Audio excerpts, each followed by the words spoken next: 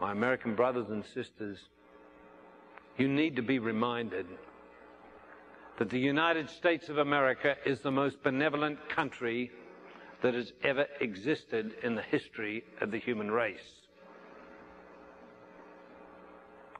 You were attacked by a foreign power. You beat them. You gave them their country back.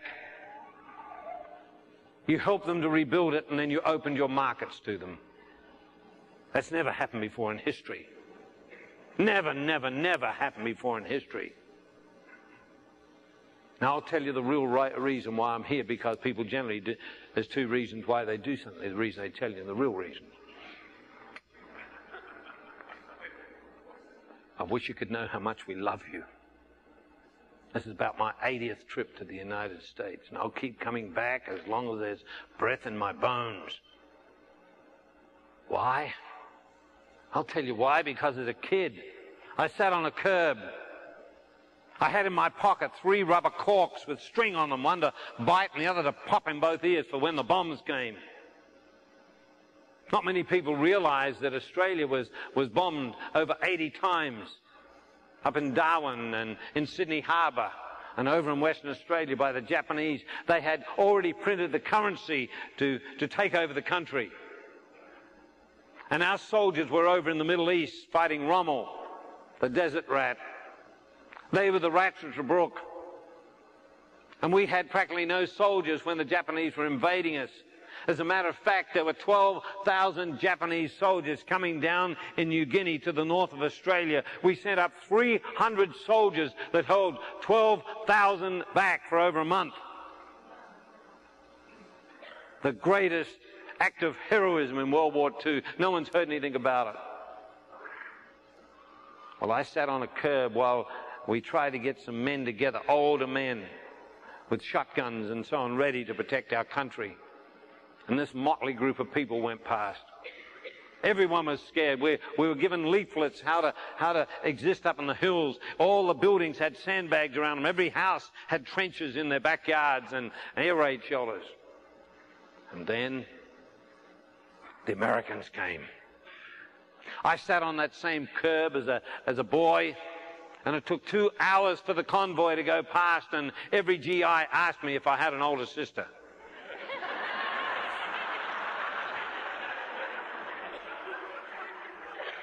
You saved our nation during the 40s. It was you, the American people, your grandfathers, your great uncles that shed their blood for our soil. I wish you could know how much we love you for that. Recently, I spoke to 60 million people around the world. I mean, the flow on from that has been unbelievable. But you, the American people, created that. And then, of course, what do you do when you come from the other side of the tracks and you've got no education? Nobody wants to talk to you. Oh, well, I found some American self-help books, Dale Carnegie, How to Infringe and Influence People. I found Frank Beckter, How I Raised Myself from Failure to Success. W. Clement Stone, Success Attitudes that Motivate to Win. Dr. Norman Vincent Peale, The Power of Positive Thinking. It was you, the American people, that made the difference in my life. And I'll keep coming back. I was with Bob Schiller for 20 years and took a nice suburban church to the biggest ministry on the face of the earth. And Bob said to me one time, Peter, I want you to come on television again, and I want you to tell the people that story of how you feel about America. And that particular time, I wrote a little poem on the Crystal Cathedral information sheet that Bob asked me to speak to the world. And I told them the story, and then I gave this little poem, and I want to close with this. And it says these words: "Oh, America, we love you.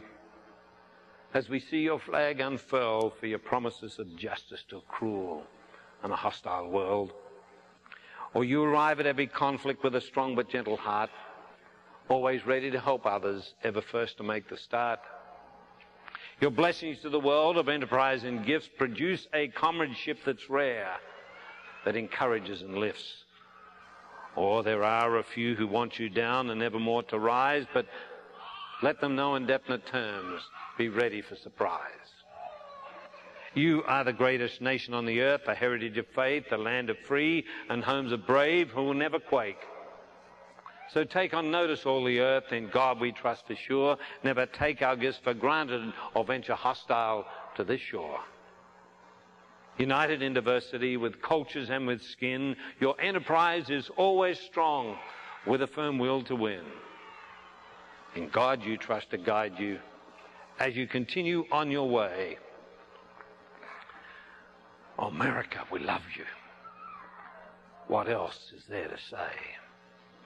God bless America.